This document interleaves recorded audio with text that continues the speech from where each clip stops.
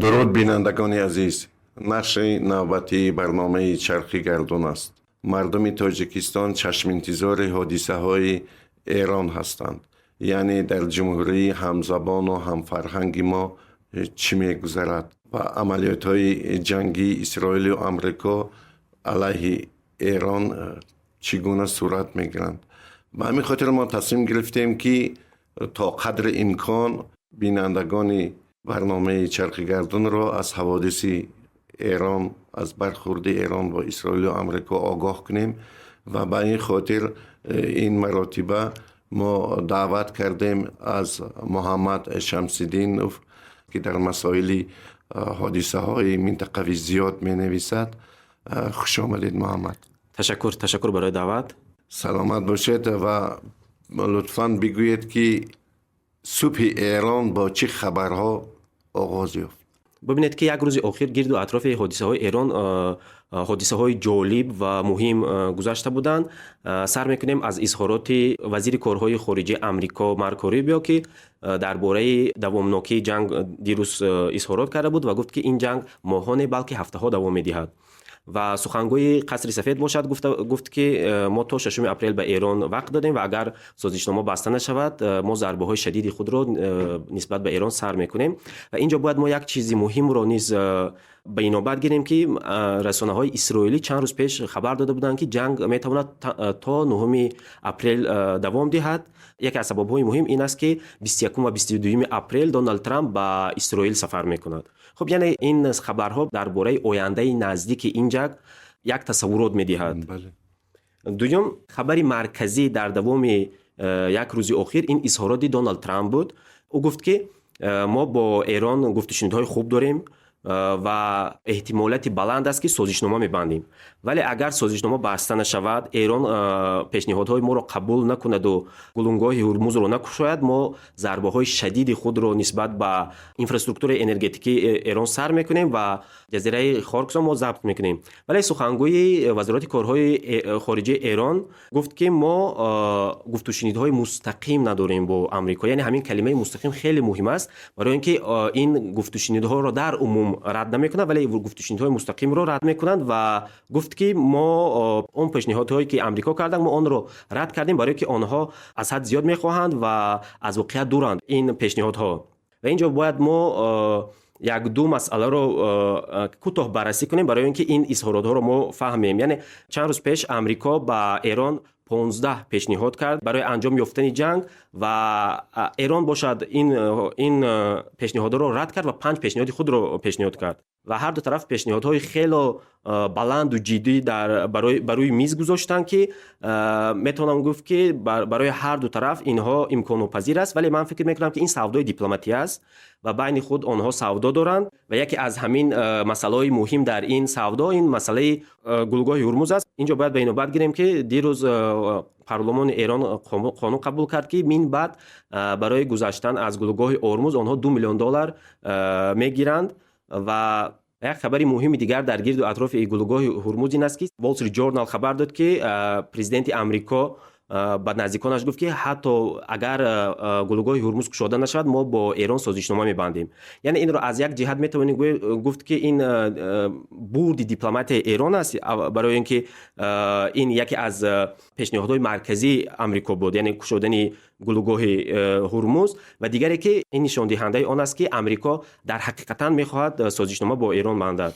محمد جان معذرت من چند چیز میخواستم برای بینندگان معلوم کنم. قبل سر آن است که مثلا جانبی امریکا میگوید که ما گفت و شنید داریم ولی جانبی ایران میگوید که ما گفت و شنید مستقیم نداریم. همین آیا در همین دیپلماتیا همین مفهومی گفت و شنیدی به واسطه و با واسطه هم هست یا نه؟ بله این در دیپلماتی هست و خیلی وسیع استفاده می شود. این را در دیپلمات چلنوچنی میگویند و بسیار از کارشناسان امروز میگویند که بله گفت و شنید با واسطه هست بین امریکا و ایران با واسطه ترکیه و پاکستان. تشکر. یک چیز دیگر، جانب ایران میگوید که ما با بعضی از نفران از حکومت ایران گفت و شنید داریم که موقع اونها در مقایسه با موقع مثلا شادروان خامنه‌ای یا که پسر وی خیلی نزدیکتر به واقعیت است.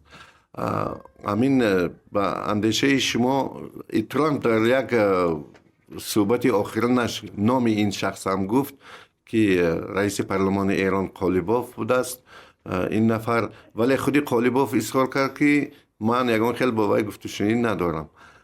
همینجا چی بازی است به فکر شما؟ من فکر میکنم که اینجا هر دو طرف نمیخوان باخت خود را نشان دهند و هر دو طرف میخوان خود را همچون غالب نشان دهند و هر دو طرف سخنهای یکدیگر را هم رد میکنند، هم نسبت به دیگر سخنهای بلند میزنند. ولی من فکر میکنم که این رو ما میتوانیم بعد از جنگ وقتی که وقت میگذرد و وابسته با آن چی سازشنامه بسته شد و این سازشنامه از آن گفتگوهایی که پیش از جنگ داشتند ایران راست می آید یا نه، از اونجا ما میتوانیم یک خلاصه براریم که این گفت و شنیدهای امروزه چه خیلی گذشت. یعنی امروز من نمیتونم گویم که در حقیقتا در روز چی گپ شده است، برای اینکه هر دو طرف امروز کوشش میکنن خود را غالب نشان دهند و قفا نمیزنند. بله، واقعا در پس آمدی همین جنگ ایران گفت و شنیدی وزیران کارهای خارجه در پاکستان ادامه دارد با شرکت وزیر کارهای خارجه پاکستان، ترکیه، مصر و اتحاد دولت‌های عرب. آنها بسیار میخواهند که تیزتر سازشنامه بسته شود و شرق نزدیک از کام جنگ رها شود. آیا این ممکن است به فکر شما؟ بله، دیروز در پاکستان نشستی بین روان بود، یعنی چهار کشور، و بعد از این نشست گفته شد که در روزهای نزدیک بین امریکا و ایران گفت و شنید سر می شود. یعنی با این گفت و شنید ما گرچند که خیلی دشوار است باور کردن، ولی خواهانی همین هستیم که تیزتر آتش جنگ خاموش شود. ولی محمد ببینید که پرزیدنت امریکا دونالد ترامپ صبح دیگر چیز میگه، بیگاه دیگر چیز میگه و آهسته آهسته همچون پرزیدنت دروغگو هم در شبکه‌های اجتماعی نام پیدا کرده است. و در سایه همین جنگ به اندیشه شما برخورد جنگ اطلاعاتی چگونه به راه مانده شده است و کدام جانب بیشتر غالب است؟ مثلا از نظر کارشناسا میفهمی که سرچشمه معلوماتی وی کجاست و همون سرچشمه که وی همون خبر میگیرد، همون سرچشمه از جانب کی مبلغ گذاری می شود؟ همین هم در حس می شود. به اندیشه تو در همین بحث اطلاعاتی یا جنگ اطلاعاتی کدام جانب غالب است؟ بیاید من از اول از همین خیلی که شما گفتید دروغگویی های دونالد ترامپ سر میکنم. من فکر میکنم امروز ما باید با آدم های مثل ترامپ باوری نکنیم و اگر ما از طرف ایران گپ زنیم با قالیباف هم ما باید اونقدر پیروی نکنیم. اینجا دیگر شخصیت های هست که با اونها ما میتوانیم با جدیت گوش کنیم. این مثلا عباس عراقچی است و همین میانروانی که ما گفتیم. یعنی امروز ما نباید به هر منبع باوری کنیم. اگر ما درباره جنگ های اطلاعاتی گوییم، جنگ های اطلاعاتی رو آنهای برد میکنن که در دستشان بسیار پایگاه های اطلاعاتی دارن، بسیار پول دارن و اداره کنی دارن. خب از این طرف من گفتم میتونم که البته که غرب جنگ‌های اطلاعاتی را نسبت به تمام دولت‌ها امروز میتواند برد کند. امروز جنگ‌های اطلاعاتی در همین گرد و اطراف ایران هم این یک پهلوی مهم این جنگ است. ولی به این نگاه نکرده ایران هم جنگ اطلاعاتی را خوب میبرد و توانسته است که یک گروه یا اینکه یک گروه کلان را از جامعه جهانی به طرف خود بکشد. ببینید که حتی از بین اتفاقچیان امریکا با مثل اسپانیا کشورهایی هستند که طرفدار ایران هستند و واقعا اسپانیا حریم هواییش رو برای این جنگ محکم کرد. بله، و نه تنها اسپانیا، یک گروه کلان جامعه اروپا دستگیر ایران هستند و ضربه های امریکا و اسرائیل رو محکوم میکنند و این همه یکی از نشانه های همین جنگ های اطلاعاتی هم هستند و نشان دهنده آن هستند که ایران در حقیقت جنگ های اطلاعاتی رو خوب برده ایستاده است. بهترین ولی مهمترین حادثه در تمام یک روز بغیر از اظهارات روبیو و اظهارات نوشته آخرین ترامپ باز کدام حادثه بود؟ یکی از آن خبرهای مهم این خبری رسانه بریتانیای The Economist بود که در آنجا گفته شد که ایران امروز درآمد خود را از فروش نفت 2 برابر زیاد کرده است. یعنی ببینید که امروز ما درباره جنگ میگوییم و درباره خراجات های ایران میگوییم، درباره جنگ طولانی میگوییم که میتواند برای ایران خیلی خراب آور باشد، ولی ببینید که درآمد ایران هست و آن حتی زیاد شده ایستاده است.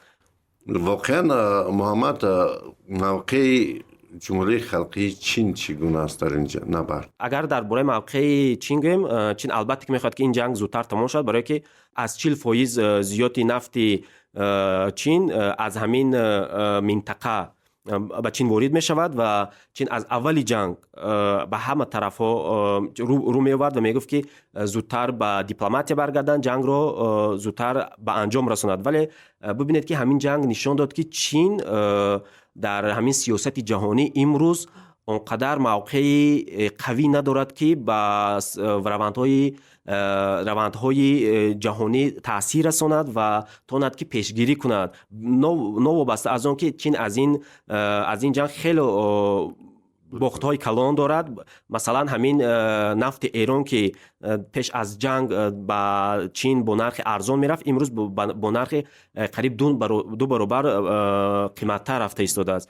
ولی چین موقع دارد، البته موقعش موقع رسمی است، موقع نیترالی هم هست گویا میشد و موقعش همین است که زودتر جنگ را عوض کند، ولی تاثیرش آنقدر گران نیست در این جنگ. موقع روسیه چی بخوامید؟ موقع روسیه هم همین طور. من در مقاله‌ام نوشته بودم که روسیه و خیتای نتوانستند این جنگ را هم پیشگیری کنند، هم با اتفاقچی خود دستگیری کاملی پوره و درکاری دهد، بله آشکارا و درکاری دهد. و حتی حادثه بود که 12 مارس وقتی که نشست شورای امنیتی سازمان ملل متحد بود و در آنجا یک رزولوسیون قبول کردند که ضربه های ایران را نسبت به دولت های عرب محکوم میکرد و تنها 2 دولت یعنی خیتای و روسیه از آوازدهی خودداری کردند و 13 دولت دیگر آن را دستگیری کردند و این رزولوسیون قبول کرده شد. یعنی همین آوازدهی موقع و توانی خیتای و روسیه را در این جنگ نشان داد.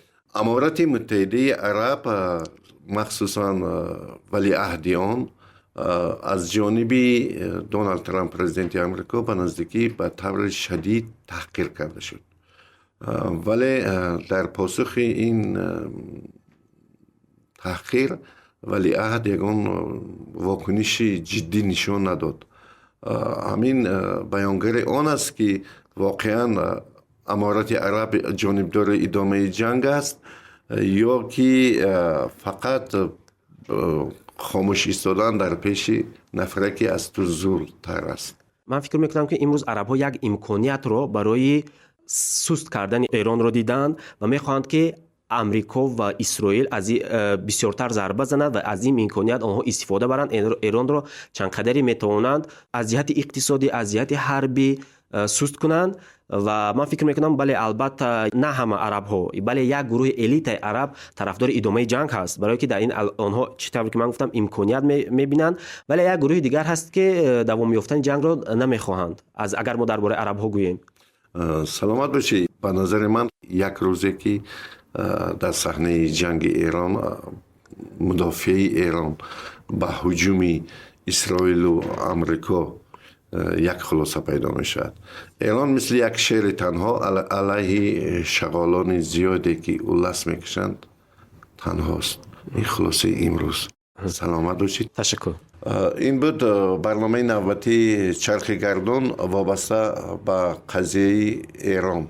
بینندگان عزیز، ما به قدر امکان کوشش میکنیم که پیوسته شما را از نوگانی هایی که در میدان نبرد ایران علیه اسرائیل و امریکا رخ میدهد آگاه کنیم. برنامه ما را پیگیری کنید. سلامت باشید.